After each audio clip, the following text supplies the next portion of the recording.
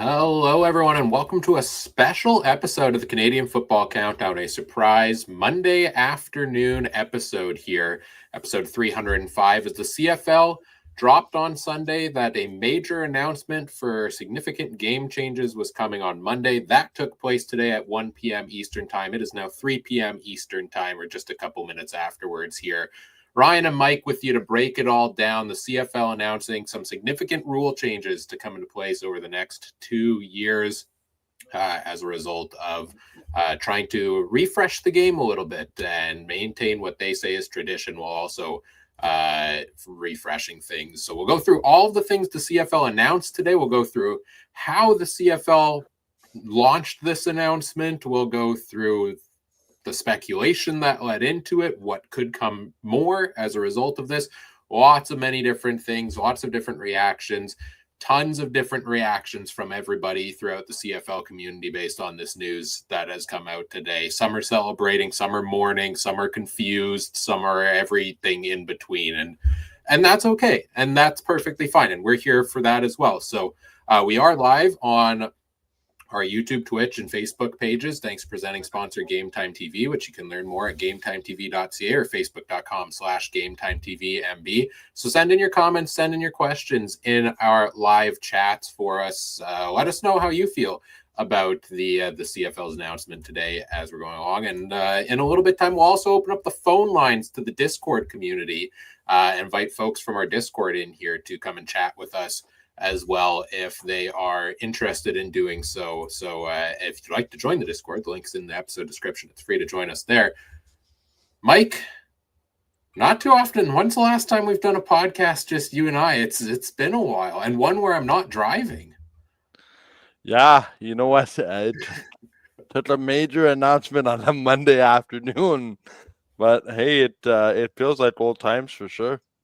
Yeah, Monday afternoon, the two guys who are available. I mean, Adam said he might join us in a little bit as well. But yeah, good to see you again, Mike. We have lots to talk about here. We're going to dive right into it right away here. Before we do that, as we do on every episode, we do want to acknowledge that the Canadian Football Countdown is brought to you from Treaty 1 territory, traditional territory of the Anishinaabe, Cree, Oji-Cree, Dakota, and Dene peoples, the homeland of the Métis Nation, as well as from Treaty 4 territory, traditional territory of the Cree, Saulteaux, Dakota, Lakota, Nakota, and Métis Nation. All right, let's dive into the CFL's major announcement today. I'll give you a quick overview of the rule changes announced, and then we'll come back and maybe we can go through them one by one, Mike, and talk about them as they came out. But CFL, by my count, 1, 2, 3, 4, 5, 6, announcing 6 rule changes to take place over the next 2 years. The first one that was touched on by Commissioner Stuart Johnson, the goalpost moving to the back of the end zones in 2027. Currently, they are at the front of the end zones. Along with that, the end zones to shorten from 20 or apparently in some cases 18 yards, or in some cases, cough, cough, Montreal, trapezoids, to a standard 15-yard end zone league-wide in 2027. Along with that, the field shortening from 110 to 100 yards, so the 55-yard line will be no more 2 years from now in the CFL as they shorten the field length. Those are the changes coming in 2027 with some time for stadiums to adjust, because obviously some adjustments will come as a result of this and be necessary. But CFL is also making a few changes in 2026.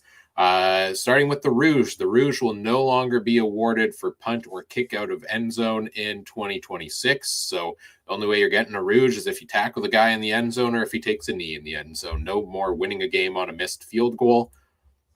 The play clock is getting adjusted to an automatic 35-second play clock in 2026, as opposed to the 20-second clock that is manually stopped and started now. And finally, team benches will be mandated to be on opposite sidelines in 2026, which I think a good chunk of stadiums it is, but some stadiums were definitely not. Let's start with your overall reaction, Mike, to today's announcement by the CFL. Overall, after having a few hours to kind of sit on this, it's good.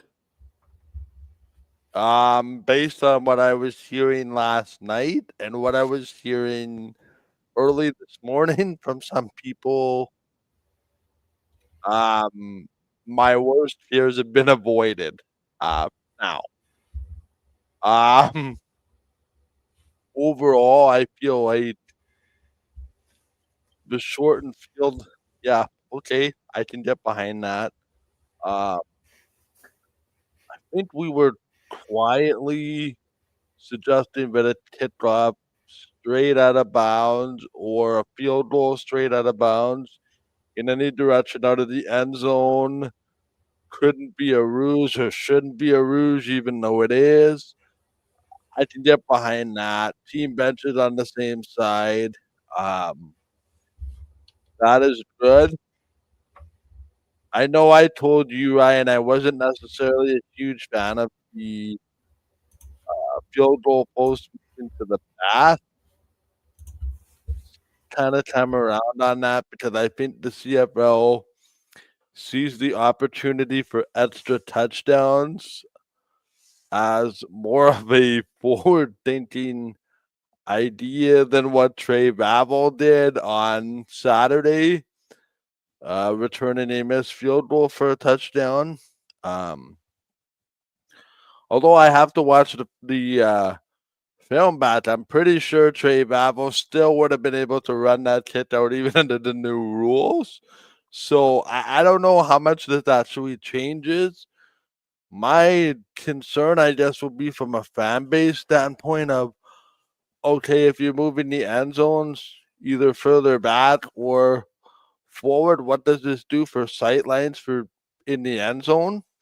Um, I don't know if that means more premium seating, I guess to make up for the extra space, which was kind of hinted at by the commissioner. But again, this is the commissioner that has bold ideas. The one thing Ryan that did kind of worry me was he didn't shut the door on becoming a 4-down game at some point.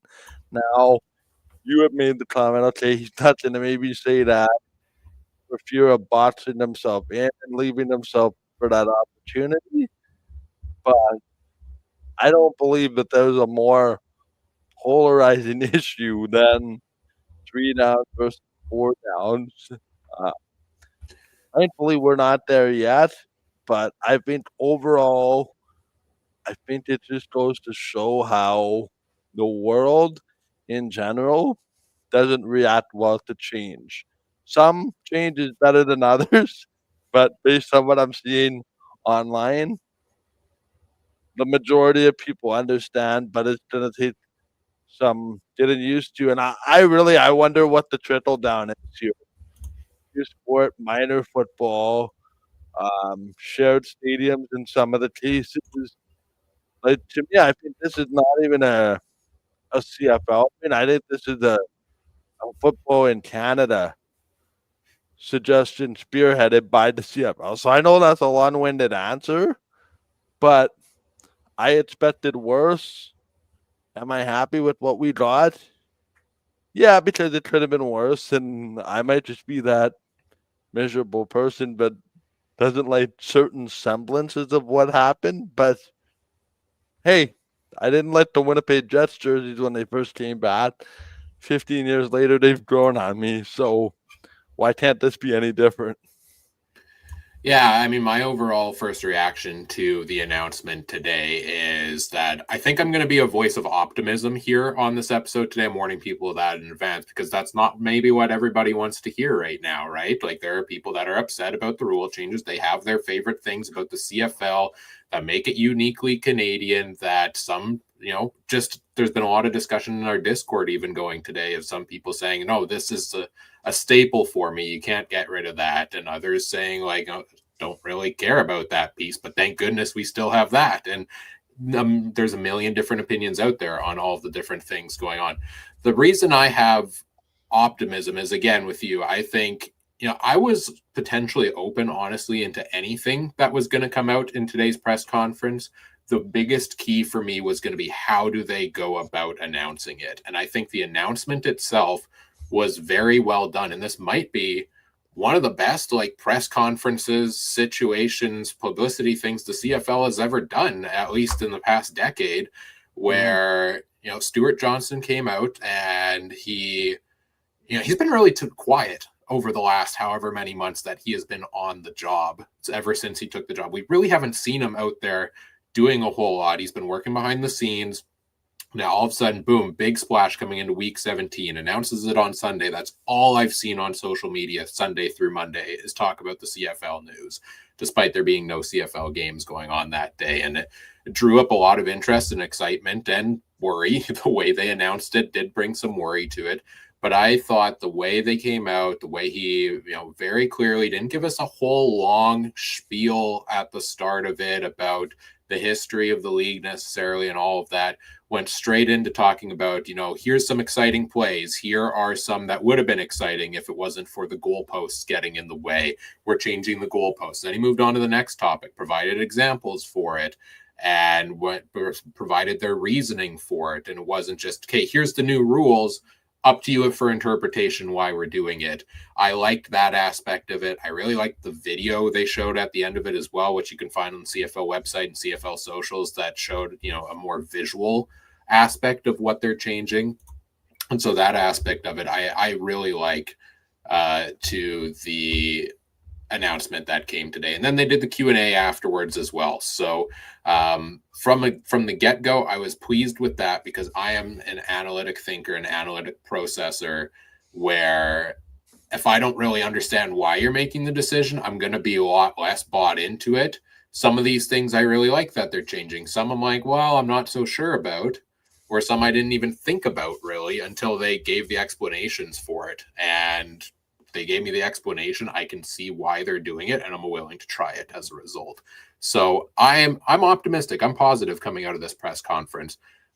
For me, the biggest staples of the CFL would probably be, the 3-down game, the ratio, the wider field, the waggle. Like those are all things that are super niche CFL to me. Things like the 55-yard line, I'm actually surprised it's as big of a topic of discussion as is, because I don't think I've ever had a positive or negative thought about the 55-yard line. It's just been there to me. It's different. That's one of the differences between Canadian American football, though. Yes. And that is what I think the people who are upset about today's news are most concerned about, is that we're losing those differences between the game. A lot of talk of, now we're moving over into NFL rules and we're adopting into the NFL culture here. And this coming off the whole Argos and Bills partnership just a week or two ago into it as well. So I get that angle. I get why people are concerned about that, absolutely, because this is the league that's why I love the CFL. A lot of it is how unique it is, and I think it is still unique despite all the changes announced today. And I know there's been a lot of talk also of, well, this is just the beginning, right? Like this is step one based on the reactions to what's happening today. There will be more large changes coming. 4 downs is inevitable. They didn't say no to 4 downs. It's coming. That might very well happen in a couple of years. But to me, that was going to happen regardless of whether the changes announced today are well received or not, right? Like if they want to go that route of 4 down, they're going to go with it regardless of these changes. So I'm choosing to focus on the changes announced today in the vacuum of what they are, which I believe are improvements to the on-field product going into the next couple of seasons. Maybe they're improvements, maybe they're not. It's worth trying out, in my opinion. I don't look at it necessarily from the overall picture of what other changes are coming 5 years from now, because I think those could have happened regardless of today. That being said, I think the CFL in an offensive game, and I'm going to probably be crucified for saying this, I would love to see a CFL game that has 4 downs, just to see how much does the scoring change.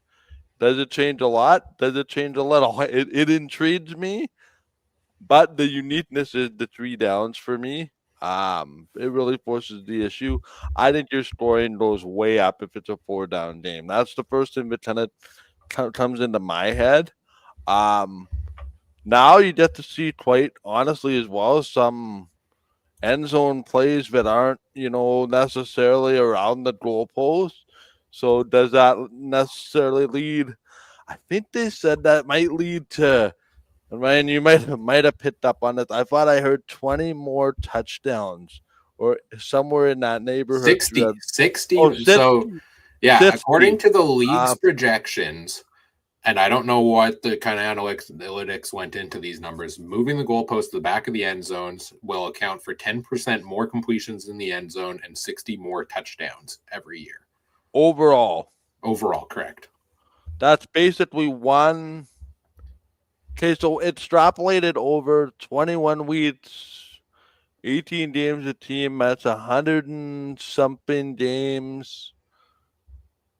That's about a third of a touchdown more per game, basically. I think Give it or might be take. more than that. I feel like there's like 80 games a year. Maybe. But, I mean, think about how close a lot of games are in going into the last 3 minutes of the game, right? Now you add one touchdown one way, right? It's Right. Yeah, and like things that we're losing, obviously, as a result here of moving the end zone or the goalpost to the back of the end zone, we're losing the missed field goal return in a lot of cases, which is a very exciting play. We saw Trey Vavel do it with the Bombers this week. That was super exciting. We've seen many of those this year. But how often do those plays happen? If I'm taking, an extra touchdown a game potentially versus the exciting missed field goal return, which and happens once every couple games, and right? frankly, if I'm taking more teams going for it on third down, maybe when they're driving well, instead of, oh, we're 9 yards away from the end zone, we could score a touchdown here, but maybe let's kick a 12-yard field goal instead after an eight Mm-hmm. play, 70-yard drive. Like, that's not exciting to me. That's a drive killer. A drive goes for, 5 minutes and then you just give up closer to the end zone. Like, I would rather see teams go for it on third down more. So correct me if I'm wrong. This is adding 15 yards to each field goal now. It's, I believe, adding only 5 yards because they're shrinking. Or, well, yeah, it's adding 15 yards technically to each field goal, and then they're shrinking the field size accordingly to still contribute to the offense because now it's really only a difference net of 5 yards. Okay, so then potentially, and play this out with me.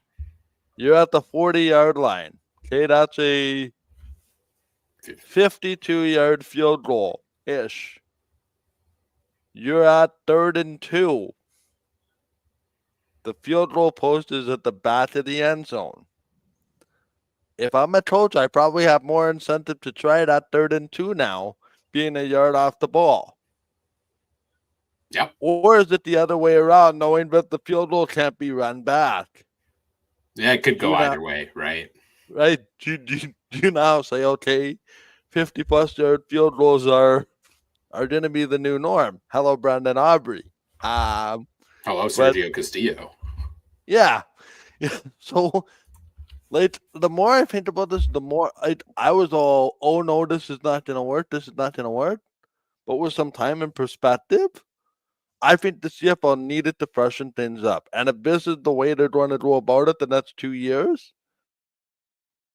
I'm all for it. Because, hey, we have a commissioner finally, no disrespect to any of the previous guys, who is willing to advance the game based on statistics.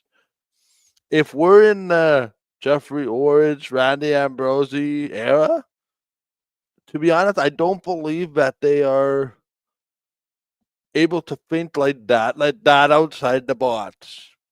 And I thought it was interesting too, where they said, the board of governors has voted on this, and they were all in favor of it. Okay, then that's enough for me. So It was we'll see. it was unanimous by the Board of Governors as well, and also the CFLPA sent out a notice just a bit ago as well, saying they acknowledged the announcement. There was a lot of talk yesterday. Well, you can't make rule changes without the CFLPA voting on it. But the CFLPA said they were informed about the Board of Governors changes. They respect the rules and structure of the CFL are the responsibility of the Board of Governors. So maybe the CFLPA actually didn't need to vote on these.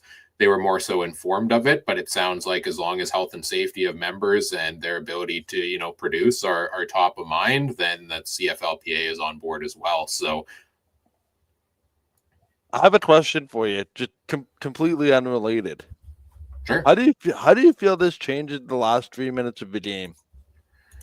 That is the one rule that I am a little worried about with the play clock changes. And while we go through that, I've opened up the phone lines to the Yep. Discord now. So any Discord members who are tuning in live, check the podcast general channel. There's a link there if you'd like to join us, hop on air and discuss. Share your thoughts, share your feeling. People also sharing their thoughts and their comments live in the chat, which is great to see. A range of emotions going on there, I think, as well. But the last 3 minutes of the game, a little worried about the 35-second play clock. Obviously, that's going to lead to less lead changes in the final 2 minutes because teams can just draw out the play clock a little bit more there. And I'm sad to lose that aspect. That's the one change out of all of the things announced today that I'm a little bit iffy on. But I'm happy that we finally have a consistent play clock, because this 20-second play clock that a referee arbitrarily decides to go and whistle in, and it's like, okay, why is it starting now? Why is it not starting now? Anything we can do to make things more consistent, do it. Make the end zones consistent. Make the benches consistent, right? Like half the news announced to me today is just consistency across every game. And that's what I think you need in today's climate, is that level of consistency. So I like that it's a good, even play clock across the board. But 35 seconds, I think, does take a little bit of steam out of the final 3 minutes. You? But here's the thing, though. Okay, let's say hypothetically speaking here, Ryan, I run a play, okay?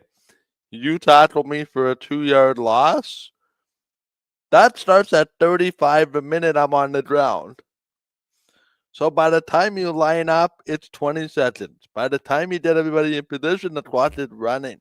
I think it's just more proficiently trying to expedite and get people to the line as fast as possible. And I think that's part of why the benches are on opposite sides now, is you're not running 60 yards if you need to get a substitution in anymore, depending on which side of the stadium your bench is on.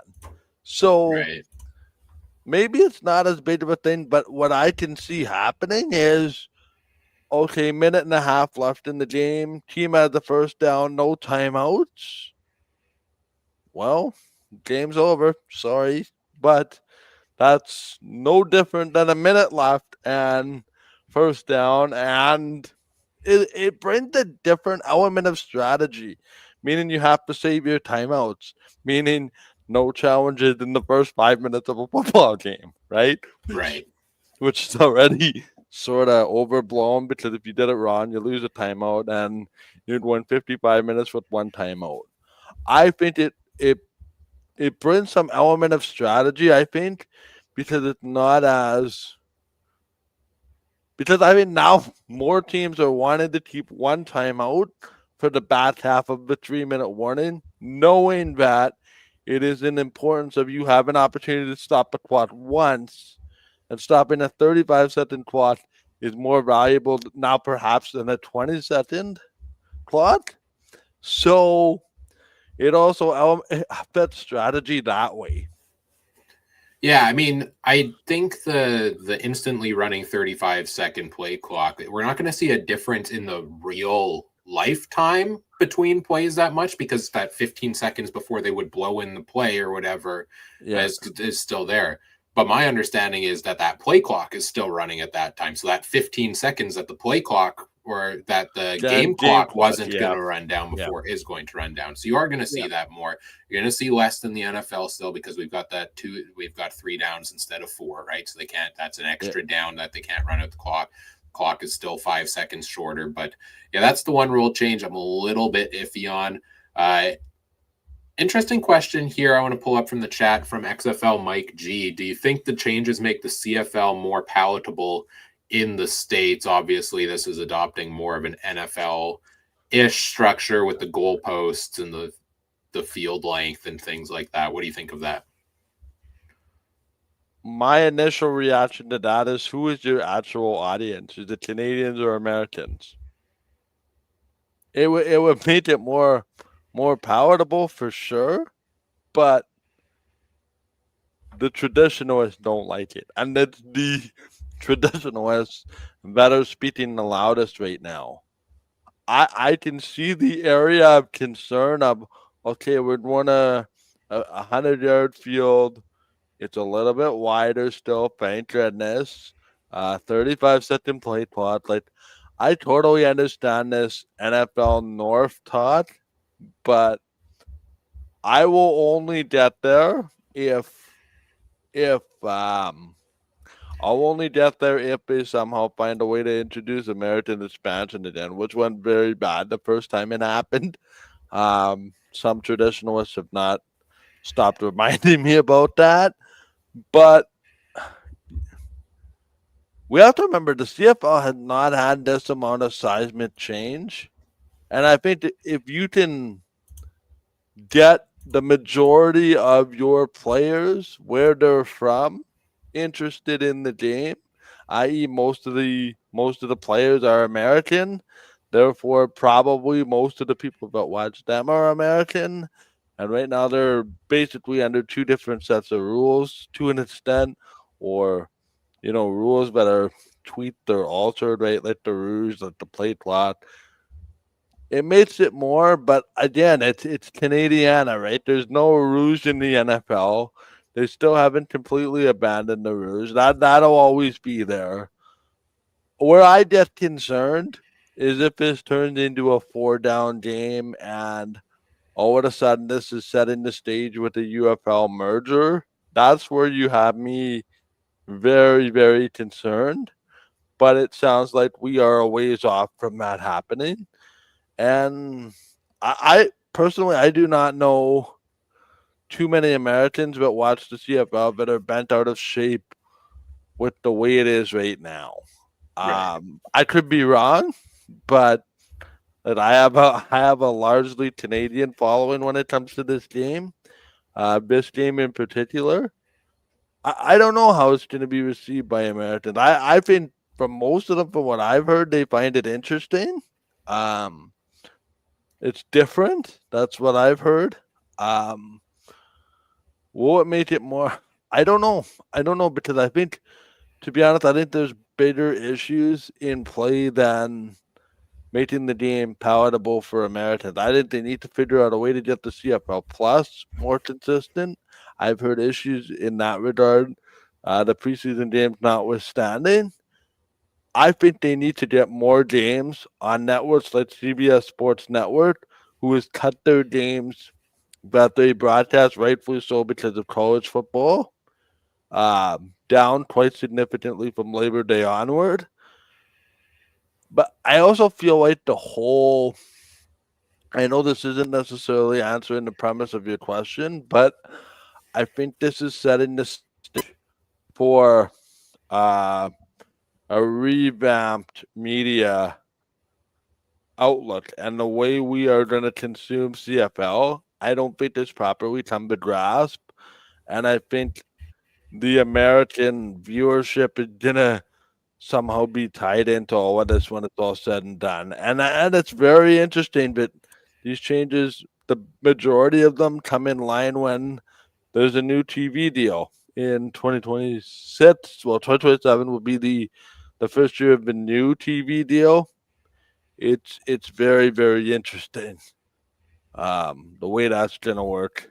That actually brings me right into what I wanted to discuss next, was that the TV deal with TSN expires at the end of 2026. I think there's no coincidence to the timing of this, that we're seeing some of the changes that they can make going into next year, right? Like the goalpost ones and shortening the end zones and making everything consistent. Maybe they have to move things around with their field setups at some of these stadiums accordingly. So I get that it makes sense to wait until 2027 for those, but we're starting to see things that they think are going to impact things a little bit, like the rouge, like the automatic 35-second play clock that they think is going to help the game flow. There's no coincidence that's coming in 2026. the year before they're going to be having a new deal in place and a new streaming setup. And then also these things like the goalpost moving that they think are going to improve the offense as well, coming in the first year of the new TV deal to get people excited about it. I think there's no coincidence that this is lining up with all of that. And I'm interested to see what that deal is going to look like. I know something I brought up a few times on the podcast lately that really stuck with me from early interviews with Stuart Johnston was his recognition of the CFL game as more than just the on-field product. It's about fantasy. It's about betting as a large part of the community. He has a goal of bringing along season-long CFL fantasy in an official perspective. Looking forward to an announcement on that whenever that comes down the field. So he's trying to make changes in all the aspects of the game. And that's what I would want from a new commissioner, to identify what's working and identify what might not be working or what might not be detrimental to move and could have a positive impact. I'm not going to stand here today and say that the CFL is going to be better next year and in 2027 as a result of these changes, but I'm also not going to go and I'm not doom and gloom and saying this is the end of the CFL as I know it, or this is going to kill anything I enjoy about the CFL. I think these are rather minor tweaks, in my opinion, that they are making with the ones announced today. So I'm kind of that level-headed in the middle guy of I'm not super excited. I'm also not super doom and gloom on what's being announced here today. But we'll see what other changes he announces going forward. Let's talk about the Rouge a little bit, Mike. This one I don't think we've talked about a whole ton. The Rouge no longer being awarded for punt or kick out of the end zone starting in 2026. There was a lot of talk of, are we going to lose the Rouge? Is that what they're getting rid of? This is a modification to it, and I like it. What do you think? I did not like it at first, but then when he said, we don't want a Grey Cup to be awarded the way Toronto and Saskatchewan happened last year, where I think it was Toronto that hit the ball through the end zone and won a 1-point game on a Rouge. I get it. I get it now. The interesting part he said was, and this kind of correlates to the question, he brought up special teams coordinators in this. And now do punters punt the ball differently, i.e., not as hard, in the hopes that 5 yards deep in the end zone, the returner is forced to grab it, therefore making special teams opportunities out of, well, changing the way you punt. Somebody else texted me immediately after the announcement, said, love the changes. Does this approach how you kick field goals differently? Right? So I mean, it would be interesting to hear from punters particularly, but I don't think it's as simple as, okay, the guy's at the 30-yard line, now it's time to boot it to try to get a single point. I think there's going to be some strategy behind punting, and I think, like it was kind of hinted at, 3rd and 2 in and around midfield now, that might be a goal for it rather than punt, right? So does it translate to more points? We'll see. Should it? Will it? Probably. Although I don't know how DBs feel, because I think suddenly now it just became one extra play that you have to worry about. You know how to play, defense properly. Like you can't drop a guy after 5 yards, kind of thing.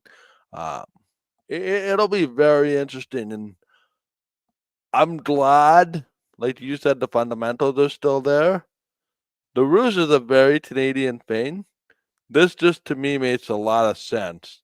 Now that you don't go inside the 40-yard line, okay, your field goal kicker has the wiggle room, to miss the field goal because, he can put it 40 yards wide and it's going to go out of bounds. more times than not, even if he hits it wide, right? So there's that mindset of, okay, we're down by one. We're kicking a field goal. We're guaranteed to go to overtime, even if we miss. Well, now you miss and it goes straight out. No point for you. So it's strategizing the way you handle that part of the game now too, and it becomes more of a go for it versus not. And I think, right, I mean, you and I had this discussion when the defensive pass interference was changed, and there was a lot of complaining about, oh, it's going to be impossible, to play defense in this league. I think this has turned the table just a little bit now, and it's given the offense a bit of an advantage, as much as the defense doesn't like to hear about it. Um, to be honest, I personally would rather watch a 48-45 game over a 13-10 game any day of the week. Um, this is coming from a guy whose fantasy football player, Nathan Ward, went off for X amount of touchdowns and thanks to the captain feature, gets his points doubled. But there's, if it's for the betterment of the game, absolutely. And listen, you didn't change the purest side of the Rouge. Absolutely. If he hits it short and the guy's pinned in the end zone and he can't get out, absolutely, that's a point. Absolutely. So you're not sort of removing the premise of the reward for a special teams unit being able to pin somebody deep. And also, too, the onus is on the returner now to maybe let that ball get out of the end zone instead of picking it up and watching around and waiting to be tackled so that he can get a better, you know? So it's all about strategy, and I'm intrigued how this is going to play out. And we'll see what the 10 yards do as far as scoring from field goals. I know one guy that's very happy about this, and that's Sergio Castilla, because he's going to be trying more field goals. From his own end zone. No, we're not that far. I mean, No, I'll be a little bit sad, right? That I'm a chaos enjoyer, a controlled chaos yeah, enjoyer. So like yeah, a game where a missed field goal wins the game, I get why they don't want that to happen. I get why they don't want that to happen in the Grey Cup. But I'd be loving if that happened because that's just pure chaos. It's going to make a it's media storm, and it's great. I love that aspect of it. But I get why they want to make the change. I want to switch us back to talking about the yep, play clock yep, because yeah, I've been scrolling through social media as we've been going as well, and I think we got some more clarity now from Chris Edwards from TSN. He's one of the head producers of TSN for CFL broadcasters, saying the final 3 minutes won't actually really change at all because the game clock will still only start once the play is blown in, but the 35-second play clock starts immediately. So you still have that time that the refs are getting set up. Basically, he goes on to elaborate, and you can see his tweets at C Edwards TSN on X. He goes on to elaborate that the refs need the time to go and set up, and currently they'll go and take however long that is, and then blow in the play, start the play clock, and it's 20 seconds. So you could get anywhere up to a minute, basically, between plays actually happening in real time. The 35-second play clock starting immediately ensures that every 35 seconds a play is happening, but the game clock won't start until the refs blow it in. So you're the not going to refs are have still blowing it in. They're just saying you have a hard and fast 35 seconds to get it in. correct. Yeah. So that's not going to change running out the clock late in the game at Okay, all if that's the case. And I okay, choose to kind of have an understanding and believe that, that producer of TSN would be knowledgeable on this because that impacts the broadcast and their right. broadcast play clock as well. No, So and listen, Ryan, that puts me at ease with everything about what I just said about my concerns about the last 3 minutes. me too. Yeah, like that was my one major concern. We do have somebody joining us in the waiting area here. It's not a member. Well, he's technically a member of the Discord community, but he's actually a member of the podcast as well. I know he's out there in the fields having a busy day, harvest time, that time of year. But Adam took some time from the combine here to come in and join us and share his thoughts. Adam, How's life out in the field, man? I absolutely didn't take any time to get off the combine because I'm still in the combine. If you haven't noticed, I'm literally driving around going ahead to go pick up some swaths.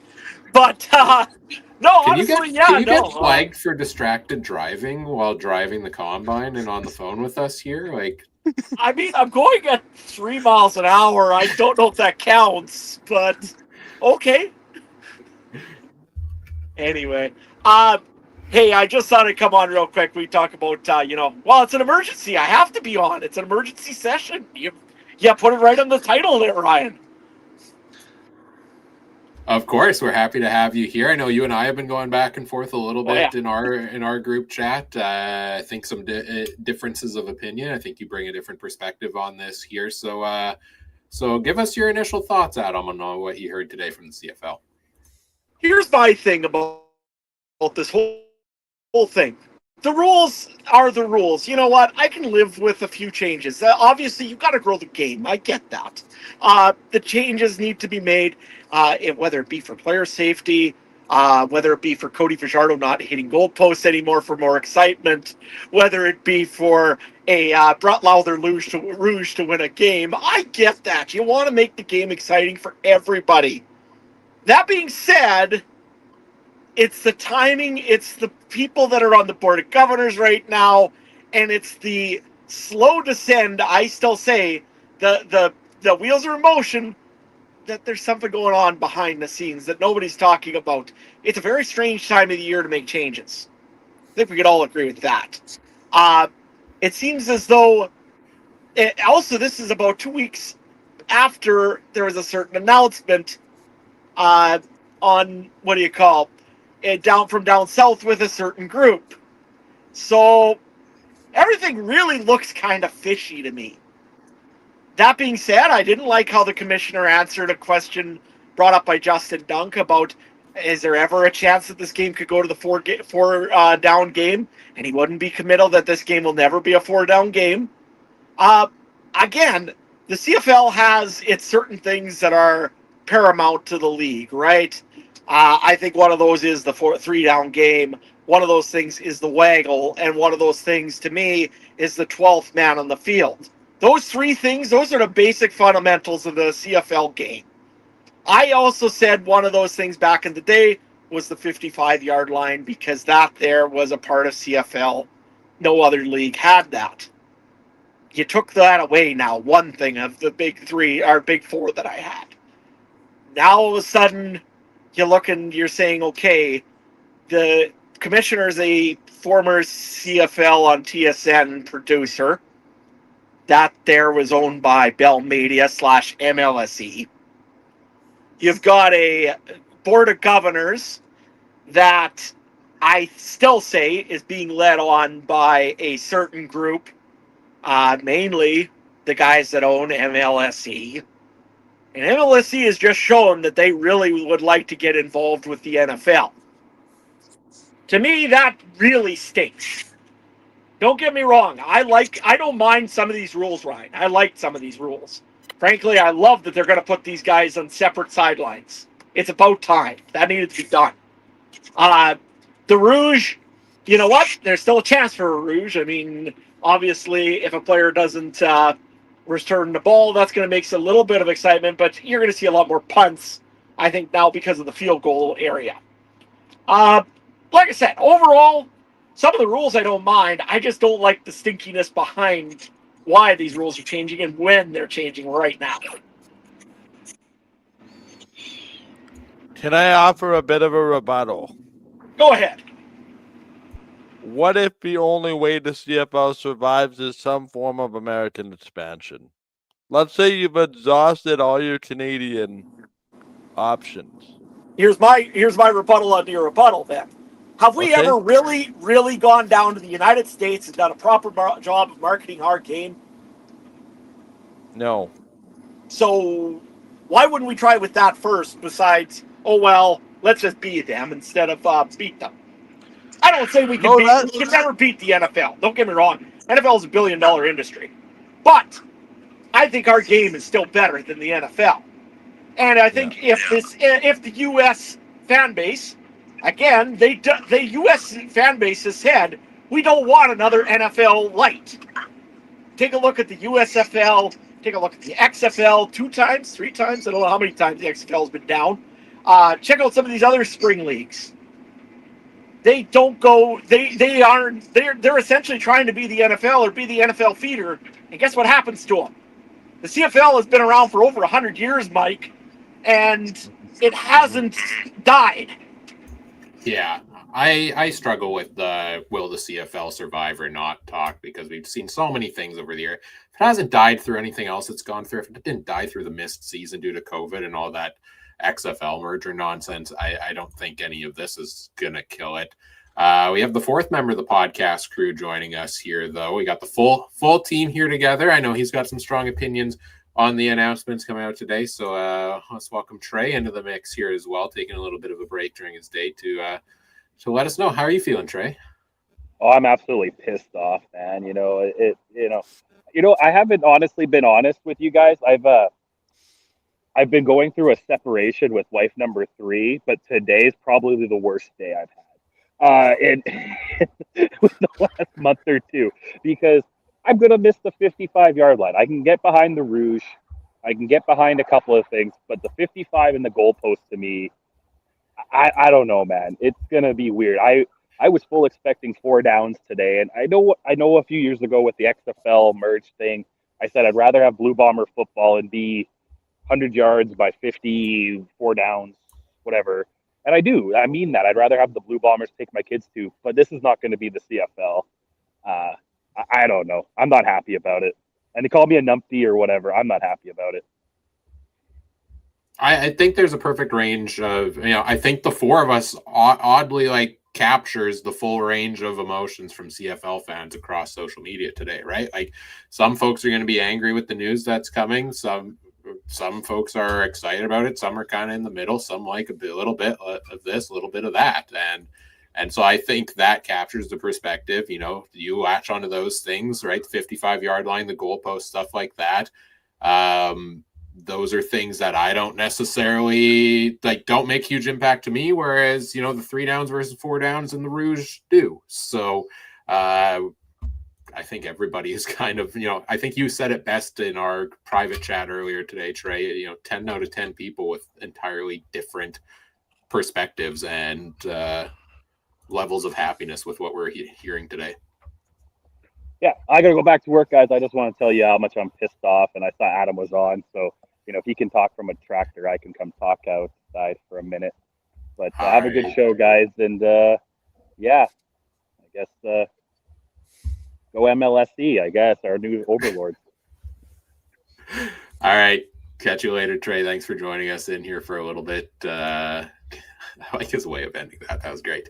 Where do we want to go next here, guys? We're 48 minutes in, probably going to wrap this up here soon. Any other thoughts? Adam, you jumped in late. Any other thoughts from you that we haven't gotten to yet?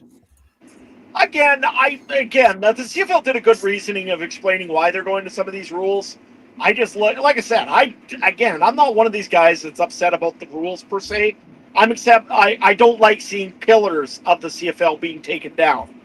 Again, the 4 pillars I'm going to go with are the 55, the 12th man, the Rouge, I could live without, but the 12th man, the 3 downs, and the last one probably, like I said, you can decide on the 4th one. Like I said, the 3 main ones, though, you've got what I've got, right? 55, like I said, you got fundamentals in the CFL that make it the CFL. And if those go missing, then I'd be upset. And one of them I am upset about is the 55-yard line. Like I said, I can live with the 35-second clock, continuous clock, I should say. I think that's not bad. You want to keep the game moving. That's fair. That being said, I hope that they can figure out how to make replay play and do it within 35 seconds. That would be nice, too. That's not happening. Well, can we put a clock on the replay, guys? That'd be awesome. Well, that's my. You know what? Let's go there, and I'll start with you, Adam. Then I'll go to you, Mike. Are you surprised with everything we had announced today that there were no changes made to the command center? Because that always seems like the hottest topic of conversation when it comes to game flow and scoring and reviews and stuff like that. What do you think, Adam? You know what? I was kind of a little surprised that there wasn't, but again, I think that has to be almost done collectively. Although I think lots of these had to be done collectively too, and somehow they're agreed to. So, yeah, no, I thought that there might have been something with coming with that, but pretty tough to do in the middle of a season, that kind of thing. I could see that coming up though at the end of the year here, that they're going to do something for review changes. I think honestly, it's just this is gonna probably cause a lot of systemic changes for football in Canada. Because now amateur football is gonna have a chance to look at this, youth sport is gonna have a chance to look at this, and it's gonna give everybody some time to talk about it because there's more stakeholders in some stadiums that are impacted than others. I think issues like the command center, issues like individual rules that only affect the CFL can wait till the off season, and I think that's gonna be a December, January kind of discussion. Whereas I think this also affects the broader football community. Like, is Football Canada now going to turn to these rules? Is U Sport going to turn to these rules? One would suggest yes, because you're not going to ultimately change the goalposts and stuff for each individual game. I know in Winnipeg, when the Bisons play here, that would be a pretty difficult changeover as well. But to me, what was interesting, and I don't know if you caught this, Ryan, or if you caught this, Adam. He said, "Oh, there's going to be more exciting announcements in the next few weeks, as it pertains to business and the way that sort of kind of transpires." Part of me wonders if we haven't seen the full picture of what these changes are going to be. Is it in conjunction with something else? And it's going to be very interesting. Well, I can But touch on that super quick because the CFL on their website have put out a frequently asked yep, questions article on the game changes. And at the bottom, it says, will there be more changes to the game? And it says, no further major changes are planned. However, the primary updates will lead to cascading rule adjustments, placement of converts, and kickoff locations, which makes sense because you're changing the field size, you're changing where the field goal is. So there will be some refinements to the rule book, and I'm sure yep. we'll hear those at the start of next season, as we always do. And it's just interesting, right? But I will give Stu Johnston one big round of applause, and that is to have the what to make these changes. I don't know if previous commissioners would have gone down this road. It's clear that he's thought about this, and I'm also not a big fan of we made the change because when I played football at a younger age, this happened to me. I don't think that's a very good example. but but that being said, I think to have a commissioner that is forward thinking, I think for the game as a whole, is very, very encouraging. I don't know too many commissioners, especially in the more recent ones, that would have the fortitude to make the type of decisions and the type of impactful rule changes that we saw today, other than Stuart Johnson, who's now been on both sides of this on TV. He knows exactly what the broadcast end of it is, and maybe more cameras, less cameras, all that stuff. There has to be something said about there's an opportunity here for the commissioner to make his mark on the lead, and he had to, say this is what we're going to do for the betterment of the game. I think he deserves some kudos for that. As much as he's taking some heat, I'm with Adam. I hope this doesn't change into, um, you know, 15 years down the line, a four down game and merging with something else. Because if you start heading down that track, I have 3 messages in my phone from Blue Bombers season ticket holders that have told me if they go to a 4 down game, I am out in much more colorful language. That is some of the fears that were relayed to me this morning. So, again, Adam, I do share some of your concerns, but for the moment, I think, and like I said earlier, I expected worse. I was preparing for worse. I was bracing for worse. Um, who knows? I just, again, you can't forecast what is it going to go 3 years down the line, but hey, at least you had the, to try to suspect some issues that may or may not be arising for various reasons. Again, I'll give him credit. Yeah, that's nice that he made some changes, and you know what? He didn't just go and try to put his mark on the league. He literally took a branding iron today and put his brand on that league. I mean, let's face it, he did exactly what he thought needed to be done, and I mean, kudos to him. Yeah, he did something that he should have maybe done.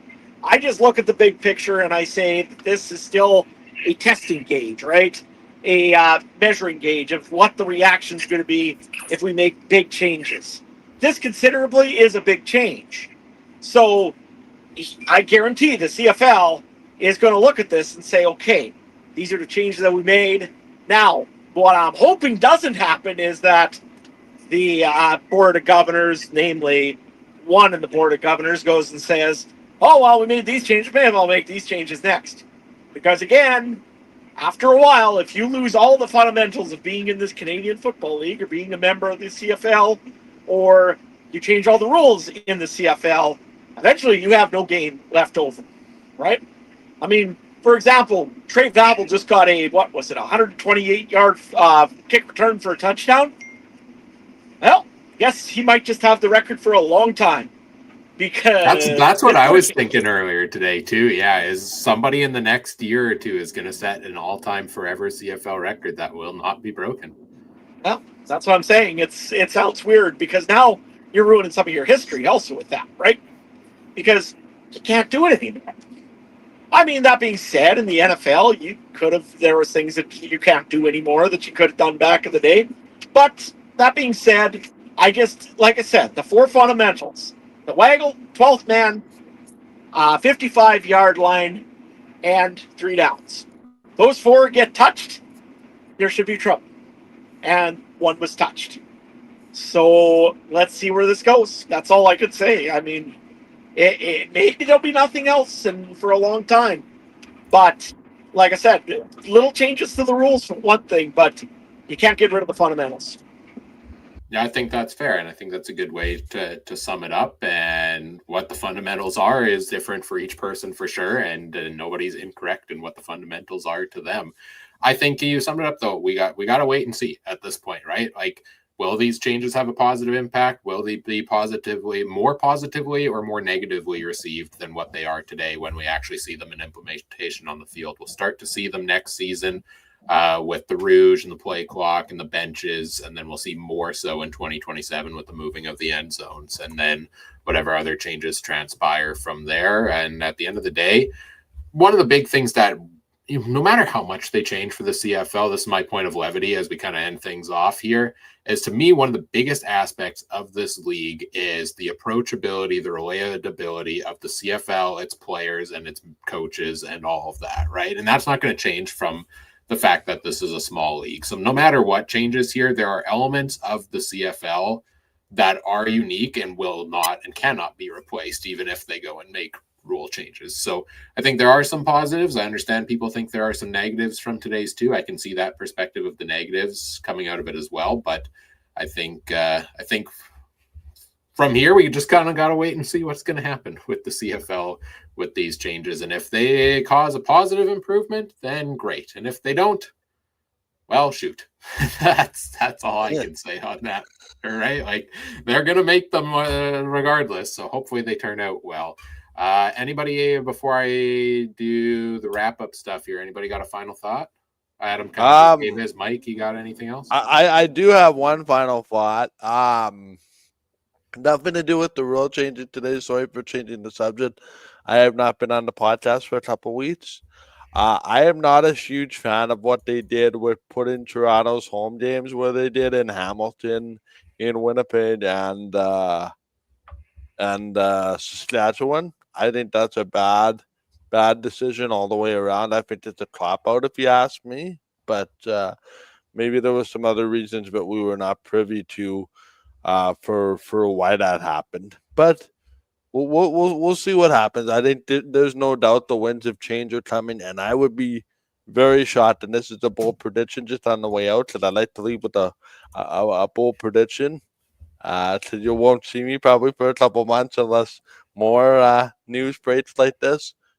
TSN will not be the exclusive broadcaster of the CFL after 2026. I said that years ago. I'm sticking by it. There's another partner of some kind coming in to broadcast CFL games. Where that is, I don't know, but that's a prediction of mine. I like it. Sorry, Adam, I cut you off. I saw you did come off mute before, so I'll give you your final thought if you do have an additional one. Well, first of all, I got to hit an ignore button. Give me 1 second. There we go. Yeah, alarms, everything like that. That's all fun to go with. But that being said, you're right, Ryan. I mean, we got to see where this goes. I mean, could this be a great thing for the CFL, and we'll remember this day as the day when the CFL started turning around? Well, we're going to remember it for something. I don't know which.